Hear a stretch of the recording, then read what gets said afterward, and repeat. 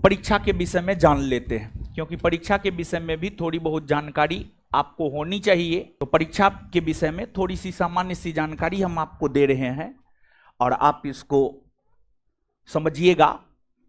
पहली बात तो यह है कि अगर आपके बिहार एसआई बनने की जर्नी की अगर हम बात करें तो इसमें सबसे पहले होता है प्रीलिम्स का परीक्षा।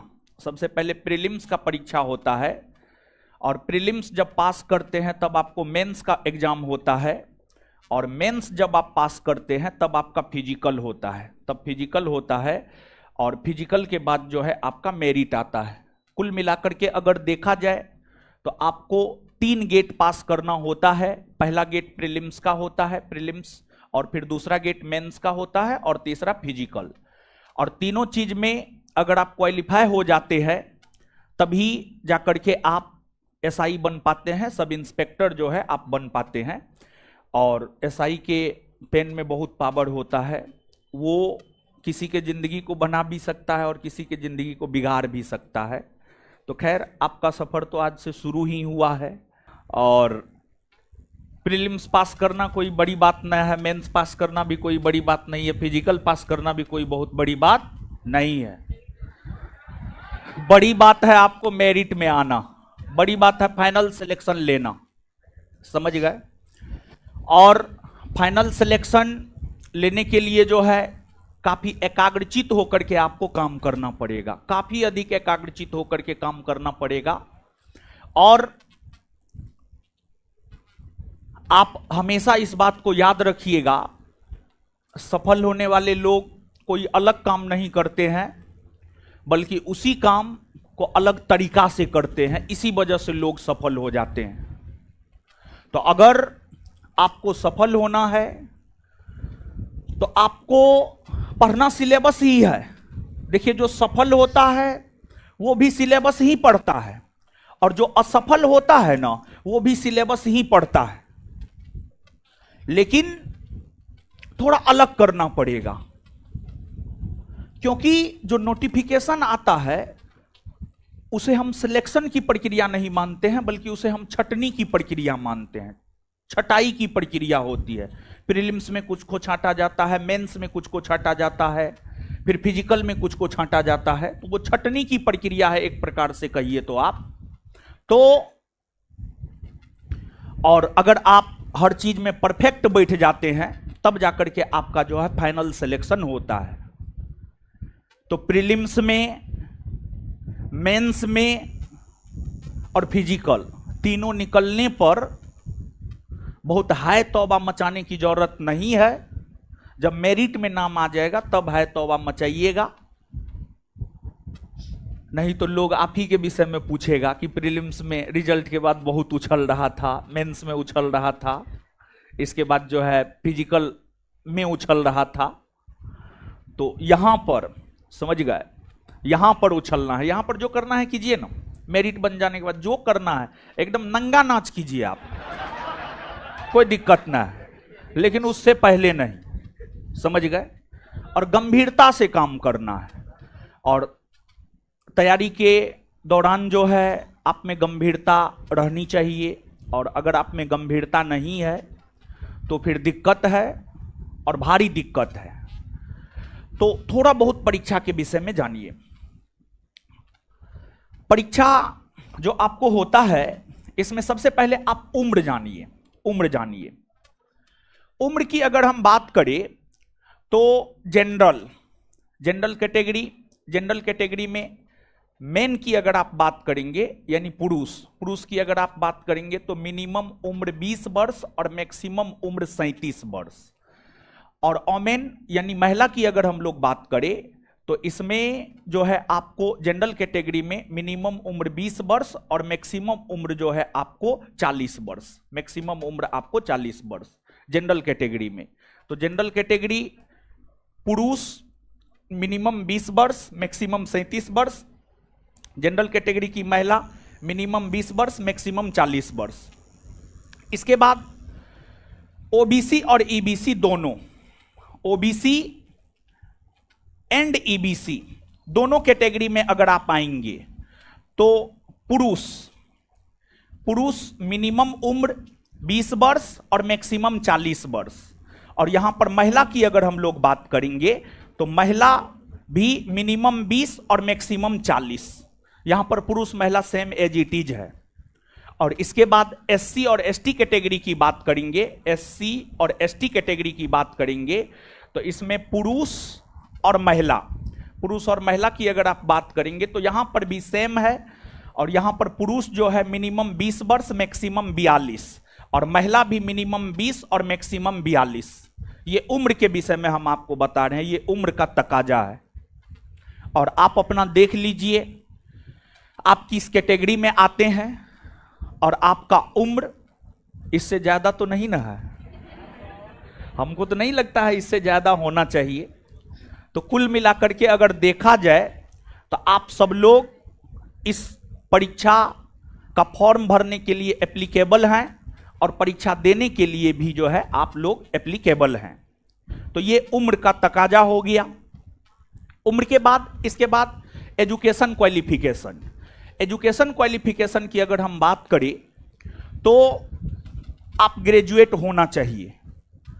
आप ग्रेजुएट किसी भी सब्जेक्ट से हैं, आप मैथ से हैं, आप फिजिक्स से हैं, आप हिस्ट्री से हैं, आप ज्योग्राफी से हैं, कोई फर्क नहीं पड़ता है, सिर्फ आप ग्रेजुएट होना चाहिए। इसके बाद थोड़ा सा शारीरिक भी जान लीजिए आप। हाइट को लेकर के मेन हाइट को लेकर के एक इश्यू रहता है और हाइट में जानकारी को लेकर के बड़ी ये रहता है। तो हाइट को लेकर के आप जानिए। एक तो महिला की अगर हम बात करें तो महिला किसी भी कैटेगरी की हो 155 सेंटीमीटर हाइट चाहिए। 155 सेंटीमीटर किसी भी कैटेगरी की महिला हो, जनरल हो, ओबीसी हो, ईबीसी हो, एससी हो, एसटी हो, किसी भी कैटेगरी की महिला हो, हाइट 155 सेंटीमीटर। लेकिन पुरुषों की अगर हम लोग बात करें तो पुरुषों में थोड़ा सा अंतर है। पुरुष में थोड़ा सा अंतर क्या है कि जनरल और ओबीसी कैटेगरी के पुरुषों का न्यूनतम हाइट होना चाहिए 165 सेंटीमीटर। और इसके बाद ईबीसी, एससी और एसटी तीनों कैटेगरी के पुरुषों का मिनिमम हाइट होना चाहिए 160 सेंटीमीटर। 160 सेंटीमीटर। तो महिला में 155 सेंटीमीटर किसी भी कैटेगरी की हो, पुरुष में जनरल ओबीसी 165 सेंटीमीटर कम से कम, और ईबीसी, एससी, एसटी जो है 160 सेंटीमीटर हाइट जो है पुरुषों का होना चाहिए। तो उम्र हमने आपको बता दिया, एजुकेशन क्वालिफिकेशन हमने आपको बता दिया और साथ ही साथ जो है यहां पर हाइट भी हमने आपको बता दिया। इसके बाद आपको फिजिकल के विषय में भी थोड़ा सा जानकारी हम आपको दे देते हैं।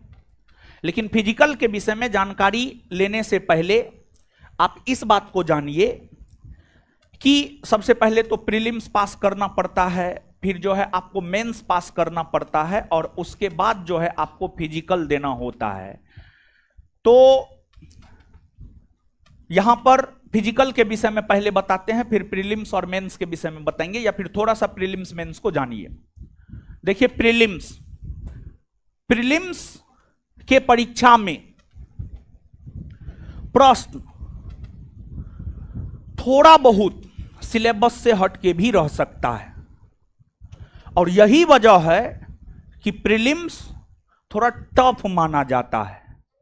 और बात अगर हम लोग मेंस की करें तो मेंस में अकॉर्डिंग टू सिलेबस, मेंस की अगर हम बात करें तो मेंस में जो है प्रश्न अकॉर्डिंग टू सिलेबस रहेगा। मेंस में इधर उधर से प्रश्न नहीं रहता है, लेकिन प्रीलिम्स में इधर उधर से थोड़ा बहुत प्रश्न रहता है।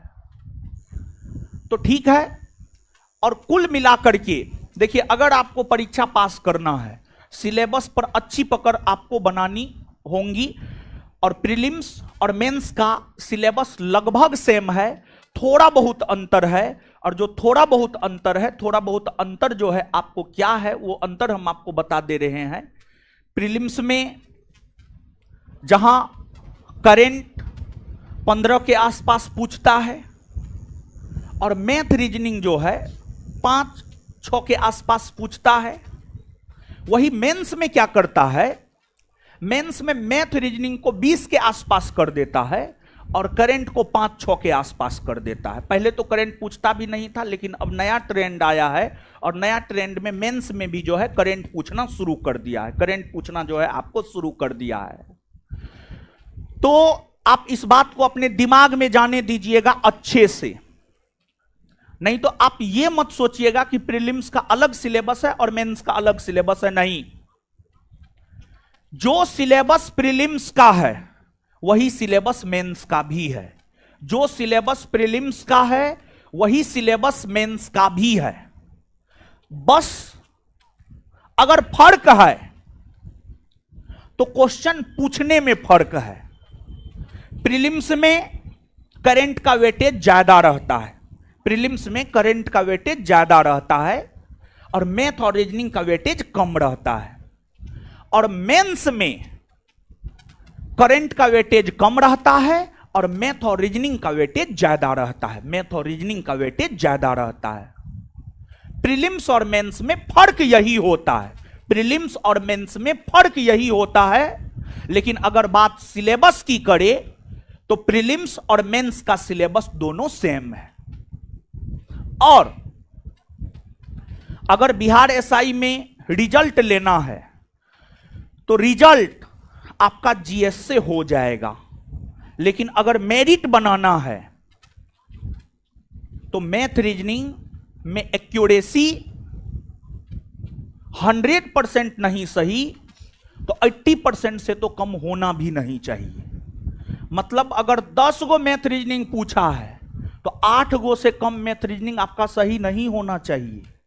अगर 20 गो पूछा है तो 16 गो से कम मैथ रीजनिंग आपका सही नहीं होना चाहिए। 16 से 17 हो सकता है, 16 से 15 नहीं होना चाहिए। 16 से 15 हुआ ना, मेरिट में आपका नाम नहीं आएगा, और 16 से 17 हुआ तो मेरिट में आपका नाम आ जाएगा। तो मेरिट मैथ और रीजनिंग पर निर्भर करेगा। और आप जो ये दिमाग में लेकर चलते हैं जीएस पर हम रिजल्ट ले लेंगे, जीएस पर आप रिजल्ट ले सकते हैं, मेरिट में आप नहीं आ सकते हैं। मेरिट में आने के लिए मैथ रीजनिंग पर भी आपकी पकड़ होनी चाहिए।